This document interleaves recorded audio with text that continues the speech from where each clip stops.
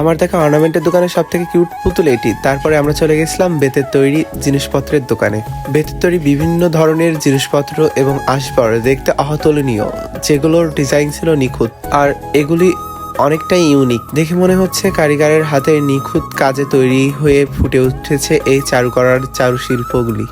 একে একে সবগুলোর ফুটেজ এবং সবগুলোর নিখুঁত হাতের কাজের ফুটেজগুলো আমি নিয়ে নিচ্ছি। সাধারণত পাহাড়ে যারা বসবাস করে তারাই এই বেত বা শ্যাওলার কচুরিপানা দিয়ে এগুলো তৈরি করে।